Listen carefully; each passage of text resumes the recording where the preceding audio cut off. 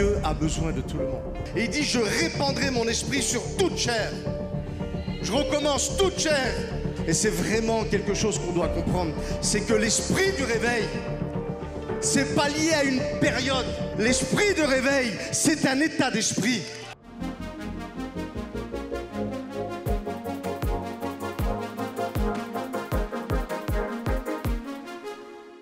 Dans l'esprit de réveil, Dieu a besoin de tout le monde. Dieu a besoin de tout le monde. On voit dans la première réunion de réveil, vous le voyez en Actes chapitre 2 à partir du verset 14.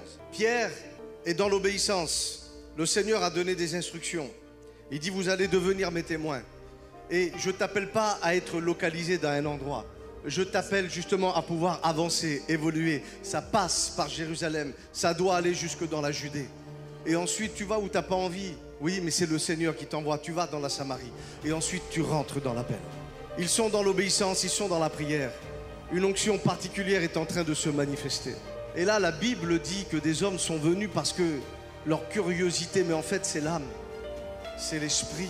C'est le Saint-Esprit qui attire. Vous savez, Jésus a dit, quand le Fils sera élevé de la terre, j'attirerai.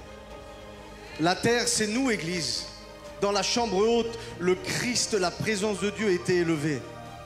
Et ensuite, Dieu a attiré les âmes jusqu'ici.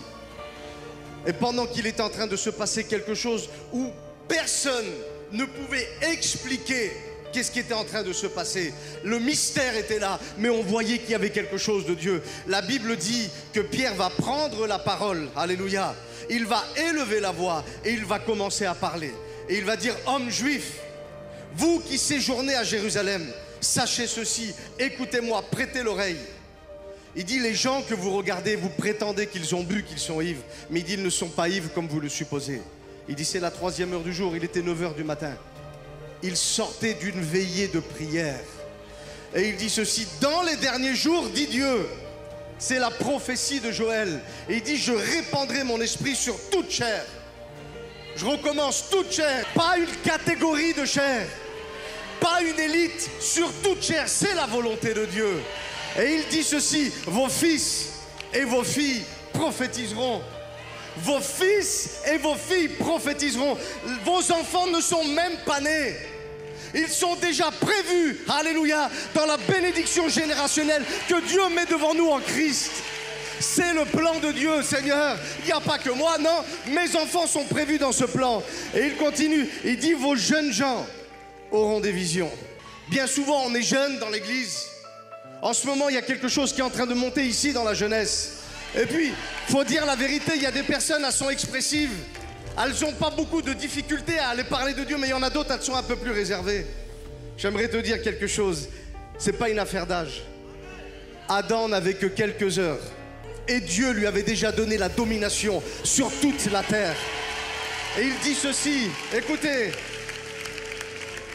Il dit, vos vieillards auront des songes. Et bien souvent, on est dans le plan de Dieu, on dit, ça fait 30 ans que je sers Dieu, allez, il faut que je laisse place aux jeunes. À un moment donné particulier dans la vie de Josué, le Seigneur va lui parler.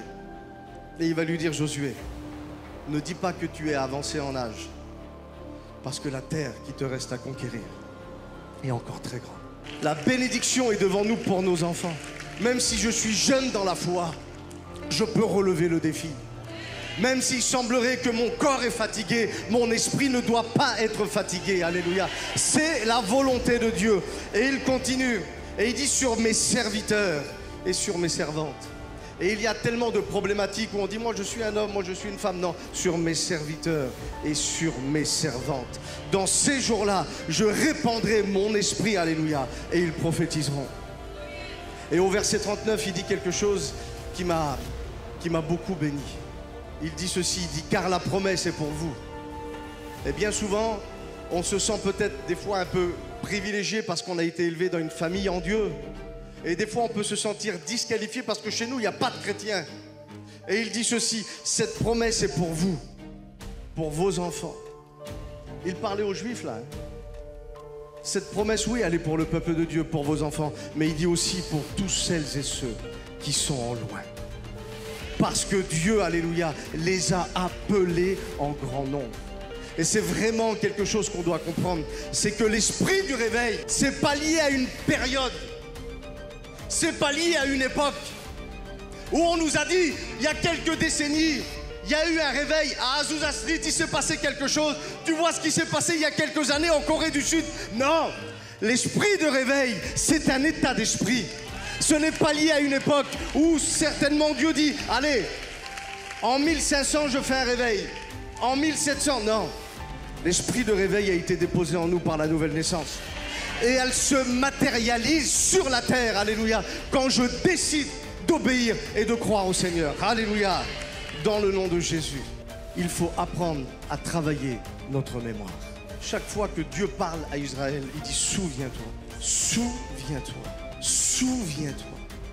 Et une des choses qui me fait rester accroché à la volonté de Dieu, c'est que je me rappelle où j'étais dans le monde, de quelle manière il est venu me sortir de ce monde, de quelle manière il m'a aimé, de quelle manière il m'a restauré, de quelle manière il m'a équipé et ensuite il a voulu m'envoyer. Je vous explique quelque chose, je me confie un petit peu ce matin. J'avais reçu l'appel à prêcher et vous savez, j'étais dans une dénomination où il faut faire un cursus assez long et j'étais dans l'attente de tout ça.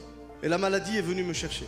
À l'époque, je faisais une centaine de kilos et quand je suis rentré dans cet hôpital, j'avais des problèmes au niveau des intestins, au niveau du pancréas. Le traitement pour moi, il fallait laisser le tube digestif au repos.